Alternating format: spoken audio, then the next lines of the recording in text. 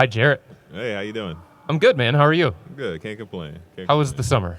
It was good. Good. Had a good summer. Yeah.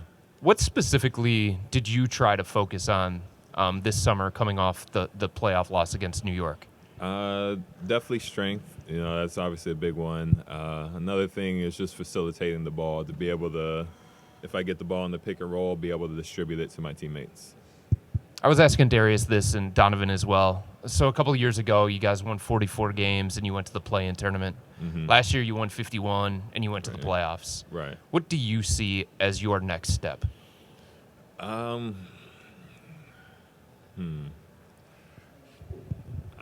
feel like next step is the playoffs. We've shown that we're a great team in the regular season, and now, in the public eye, we're not a regular season team anymore. We're going to be graded on our playoff performances now. So the next step is the playoffs. Hey, Jarrett, Leah Doherty with 19 News. JB was talking earlier saying that this group is going to be a much more physical team than last year. Why do you think that is, and are there certain guys that contribute to that? The guys definitely contribute to it. That's going to be a certain thing. I think it's going to be a mindset throughout the team. I think we're ready to be in attack mode now and not just go about things how we always been. Evan Damer, right down Euclid. Hey, Jarrett. Hey, how you doing? First off, congrats on the engagement. Thank you. And most important question for me is, what do you think of the new Pokemon DLC? I had to put Pokemon on the back burner. There's a lot more. I had to broaden my horizons.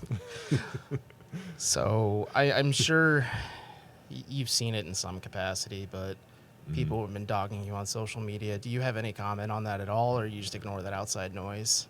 I did the smart thing after the playoffs, and I deleted my social media apps.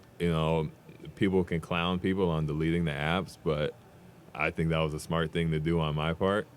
And honestly, not really. I mean, if I was in their boat, I'd probably do the same thing. There's a lot of things you can say on social media, so I don't blame them, but nothing to say back to them now.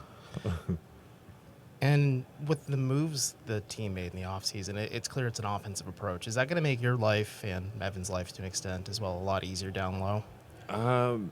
I think it's not going to definitely make it easier. It's going to change the way we go about it. We're going to have more help. We're going to have I don't like that word. Don't say more help. We're going to have different guys to help us. We're going to have different contributions to this team.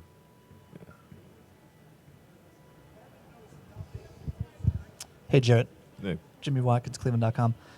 Tristan was up here talking about how he's maybe not afraid to dish out a little tough love to some of the guys. How have you experienced that, if you have, so far? I haven't experienced it yet, but just knowing Tristan's personality, he's going to contribute tough love. I don't think it's not going to come from a place of malice. He's going to want to give the toughness to help see us improve as people and as players. How can that help this team? It's just something this team and every team needs. We need people to push us, to make us uncomfortable so that we're comfortable in the hardest moments. Marla Ridenour, Cleveland Magazine. Great to see you. You too.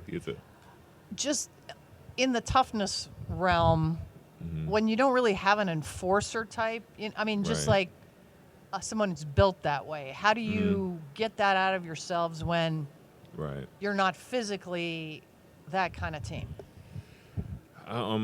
For that, I would say if you don't have that one type of guy, you can name that type of guy for every type of team. I think it's one of those things where everybody has to give a little bit of themselves to become a part of the enforcer role. I know you don't have to have one guy to, get the technical foul. We can all chip in, I guess. Yeah. And just my own curiosity, did you get a new mattress at your house in Texas? I did.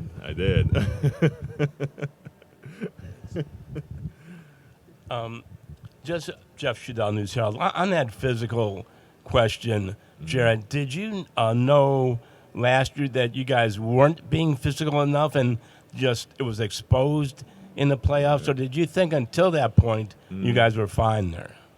I thought we were pretty physical. I don't know. I felt like we were physical.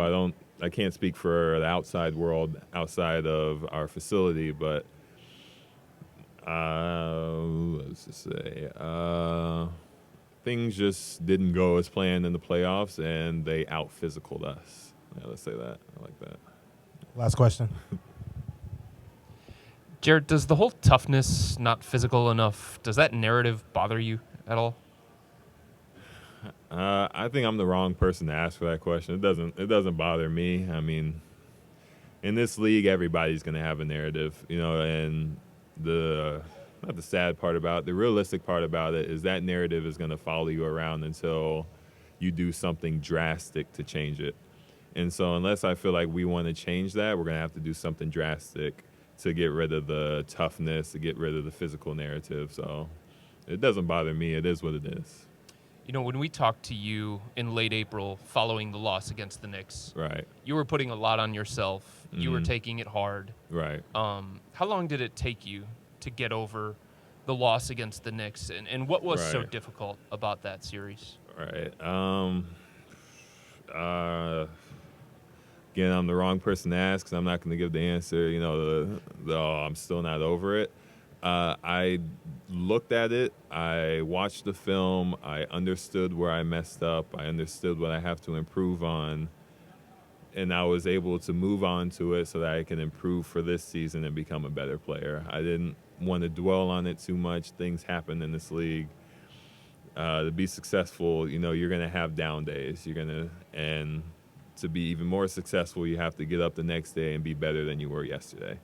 So I didn't dwell on it. I just let it go and went on to the next thing.